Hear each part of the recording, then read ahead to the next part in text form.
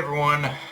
Okay, so pretty much this whole chapter was Emu establishing the pecking order right out of the gate by cutting off Kurt's fingers to free Summers and basically chopping off Staunton's leg, all the while showcasing a power called Omen to both heal, buff his men, but simultaneously decimates a lot of the key players on our side of the conflict, including Sanji, Zoro, and Harudin.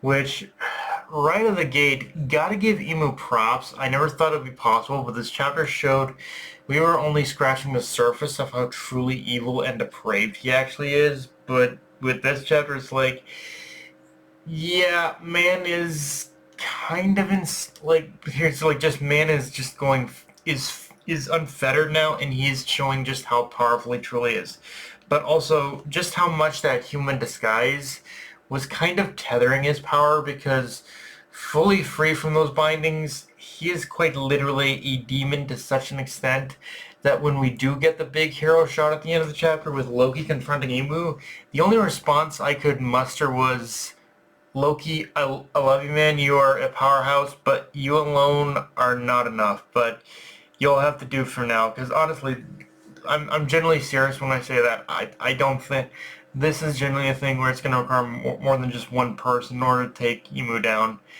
And honestly, the only knock against Emu I have in this chapter is that he just had to go and rescue that proto-spondum bitch boy Sombers. Like, seriously, that's the only bit of cred he loses with me throughout this entire chapter, because seriously, what fucking, like, I know he's a knight, I know, but the motherfucker, seriously, the motherfucker is an absolute fucknut that should not, that is just an absolute fucknut, but I guess, I guess Emu just is willing to reward loyalty for anyone as long as they're loyal to him. Like, seriously, fuck, like, I know a hater seems out of pocket for someone like Sombers, but seriously, fuck this guy. I don't want him I don't want to deal with him anymore in this story. Can someone please just fucking take him out permanently?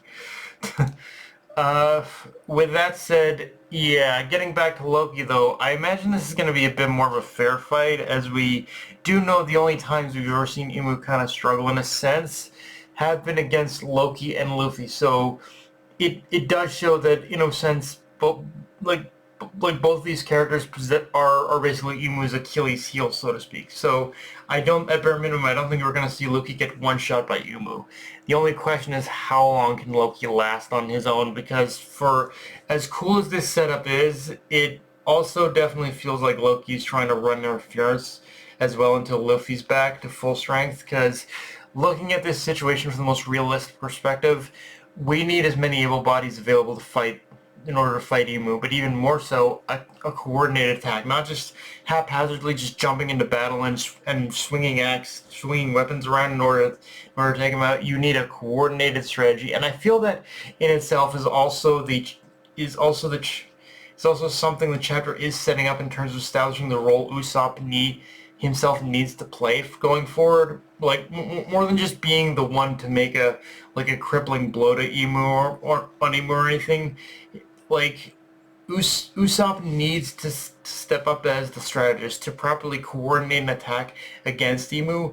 Otherwise, any power up isn't gonna mean jack shit. This is especially important because it's not just Emu we're dealing with, but also the resuscitated knights. And for all his faults, Usopp has proven before he can come up with some pretty crazy strategies using the assets available to him when the chips are down. So it's just, we also got to factor in that we're waiting for one of those assets to get back on his feet ready for round two. But like, I feel like more than ever before, like the thing we're gonna see from Usopp is him kind of being is a similar scene to what we saw, believe it or not, in film Red, where you had Usopp and Yasopp kind of like coordinating attack against that big giant like music monster or whatnot. I feel like it's almost gonna be something akin to that in a way of what Usopp's role is gonna be. That he's gonna help coordinate again, that's kind of what I mean when I say coordinate. He's gonna be the one just in order to get everyone in line in order to really mount an actual assault against Emu kind of thing. Because honestly that's kind of what needed, and even then I'm not like 100% sold it's gonna be enough. Like it's just kind of personally what I feel needs to happen here almost. Um, and yeah, I think the biggest thing I'm trying to wrap my head around is where the ceiling is with Emu's power, because right now there doesn't seem to be none to speak of outside of the obvious devil fruit related weaknesses.